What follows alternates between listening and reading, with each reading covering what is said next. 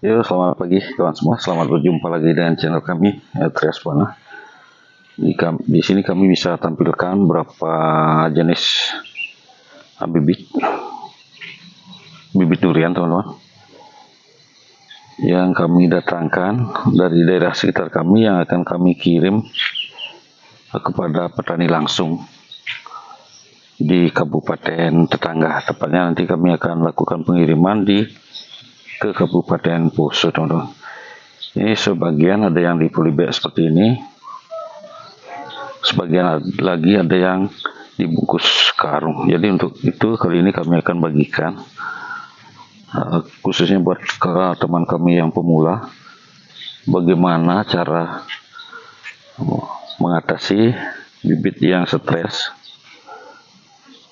terutama bibit yang jenis karungan begini, teman-teman, agar nanti benar-benar sehat dan siap tanam di lahan. Terutama di sini kami tekankan bagaimana cara karantina bibit jenis karungan ini yang baik dan benar. Karena untuk jenis bibit yang sudah dipolybag semacam itu, kita cukup tempatkan di bawah naungan seperti ini, ada paranetnya, teman-teman. Tinggal kita siram. Tetapi untuk bibit yang kita beli berupa karungan begini, dibungkus di karung ya, teman-teman, ini sedikit memerlukan penanganan khusus. Jadi untuk itu saksikan terus video kami sampai selesai agar teman-temanku semuanya tidak gagal paham.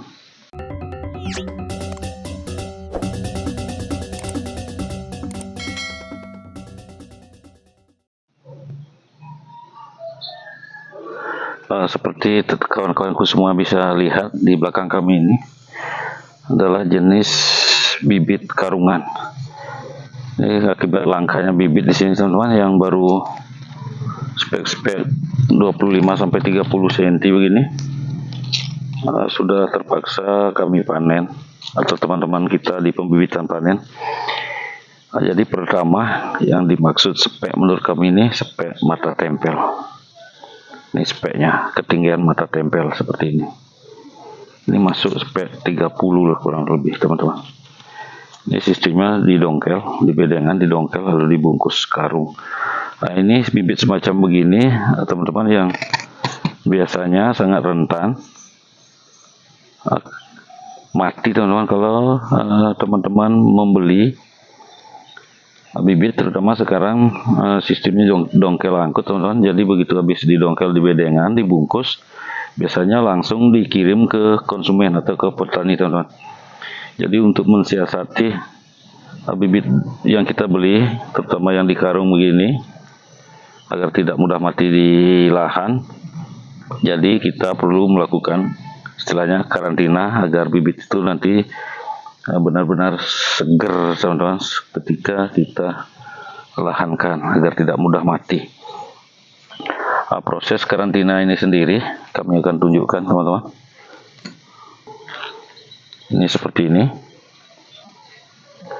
Dia harus dipenamkan sedalam mungkin dari ketinggian karung pembungkusnya ini. Kita harus benamkan baik itu di pasir, tanah maupun di lumpur. Jadi setelah dibenamkan, nanti teman-teman bisa siram minimal 2 kali sehari, teman-teman, pagi dan sore hari.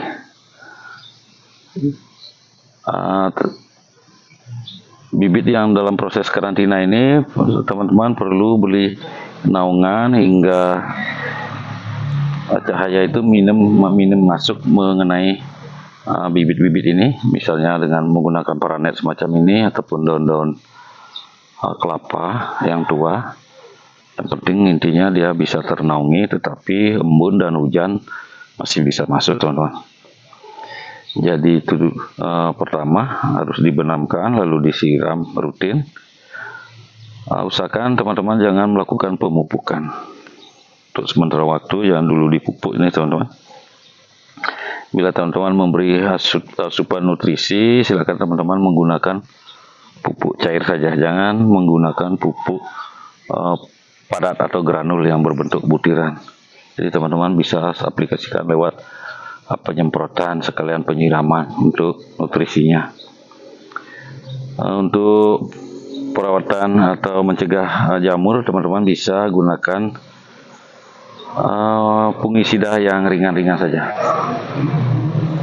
Karena ada beberapa fungisida yang bisa menghambat pertumbuhan tunas. Jadi teman-teman gunakan yang bentuk tepung saja, jangan yang bentuk cair. Yang sifatnya silakan cari yang bersifat sistemik, gitu teman-teman.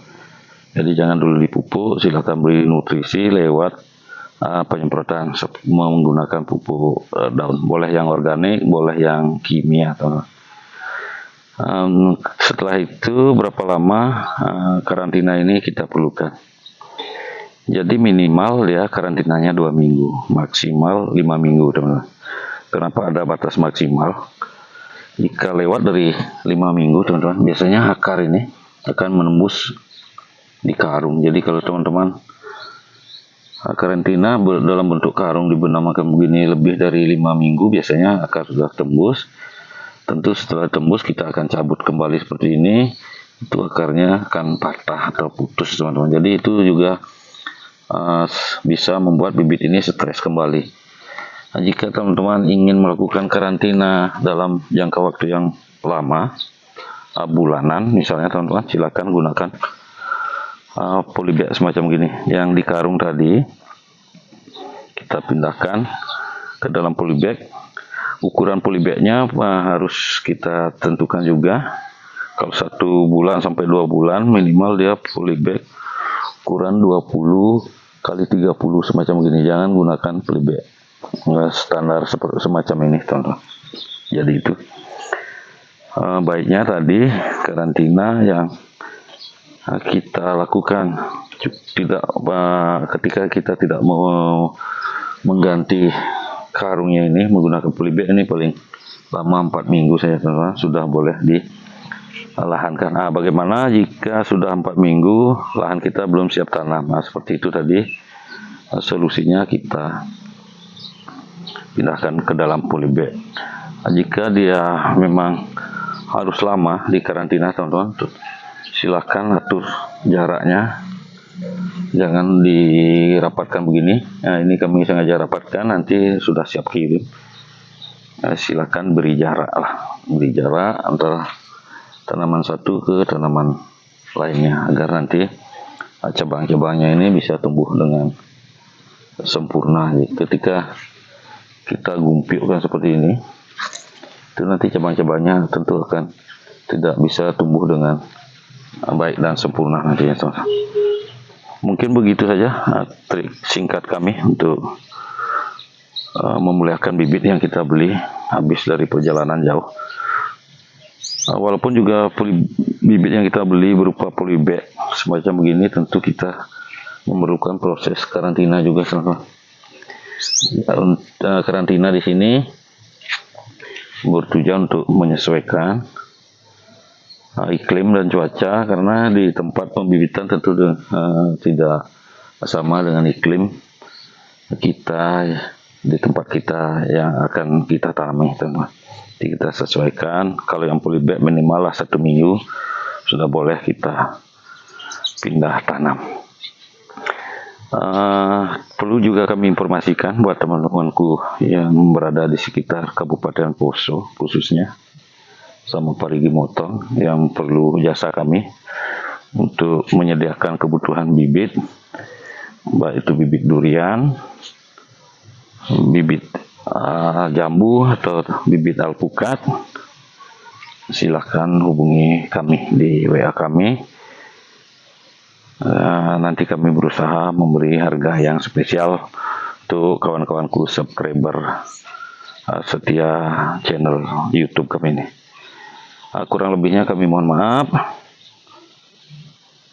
Semoga sukses selalu, bosku. Sampai jumpa di video kami berikutnya.